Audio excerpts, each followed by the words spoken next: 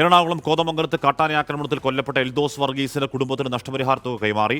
സംസ്ഥാന സർക്കാർ പ്രഖ്യാപിച്ച തുകയാണ് പഞ്ചായത്ത് അധികൃതർ എത്തി കൈമാറിയത്. അതേസമയം കുട്ടമ്പുഴ, ഉരുളൻതണ്ണി, കണാച്ചേരി മേഖലകളിൽ ട്രഞ്ച് നിർമ്മിക്കാനുള്ള നടപടികൾ ഇന്നും തുടരും. എബിൻ ജോസ് വിവരങ്ങളുമായി എബിൻ, ആ മേഖല വലിയ പ്രതിഷേധത്തിലും വലിയ പ്രാണഭയത്തിലും വലിയ രോഷത്തിലും ദേഷ്യത്തിലുമാണ്.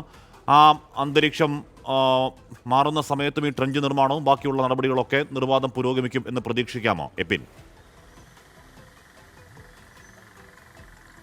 ഹാഷ്മി, ട്രെഞ്ച് നിർമ്മാണത്തിനുള്ള പ്രാരംഭ സർവേകളാണ് ഇപ്പോൾ പുരോഗമിക്കുന്നത്. 8 കിലോമീറ്റർ ഈ ജനവാസ പരിധിയിലാണ് ഈ ട്രെഞ്ച് നിർമ്മാണം നടക്കുന്നത്. പ്രത്യേകിച്ച് ഈ കാട്ടാനാക്രമണം കൂടുതലായി ഉണ്ടാകുന്ന കണാച്ചേരി, അതുപോലെ തന്നെ പിണവൂർക്കുടി മേഖലകളിലാണ് ഇപ്പോൾ നിർമ്മാണ പ്രവർത്തനത്തിലുള്ള സർവേ നടപടികൾ നടക്കുന്നത്.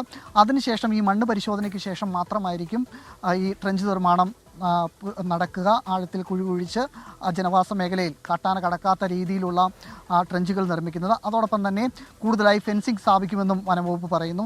ഇത് എത്രയും വേഗം തന്നെ ഈ നടപടികൾ ഉണ്ടാകണമെന്നുള്ളതാണ് ഇവരുടെ ആവശ്യം. സാങ്കേതികമായി പറഞ്ഞ് പലപ്പോഴും നീണ്ടുപോകുന്ന ഘട്ടമുണ്ട്. ഈ ട്രെഞ്ച് നിർമ്മാണമൊക്കെ 1.5 വർഷം മുമ്പ് മറ്റൊരാൾ മരിച്ചു കഴിഞ്ഞപ്പോൾ പ്രഖ്യാപിച്ചതാണ്.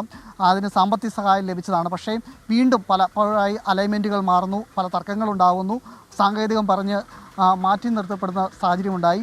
എന്നാൽ ഈ തവണ അതുണ്ടാകാൻ പാടില്ല. ഇപ്പോൾ തുടങ്ങിയതുപോലെ തന്നെ ആ നിർമ്മാണ പ്രവർത്തനങ്ങൾ തുടർച്ചയായി ഉണ്ടാവണം. അത് എത്രയും വേഗം പൂർത്തിയാക്കുകയും ചെയ്യണമെന്നുള്ളതാണ് നാട്ടുകാരുടെ ആവശ്യം. നാട്ടുകാർക്ക് നേരത്തെയും ആവശ്യം ഉണ്ടായിരുന്നു, പലയാവർത്തി ആവശ്യപ്പെട്ടതാണ്. എന്നിട്ടും അവിടെ ഒരു ട്രെഞ്ചില്ല, അവിടെ ഒരു ഫെൻസില്ല, അവിടെ ഒരു വഴിവിളക്കില്ല, അവിടെ ഇക്കാലം അത്രയും ഒന്നും ഉണ്ടായിട്ടില്ല.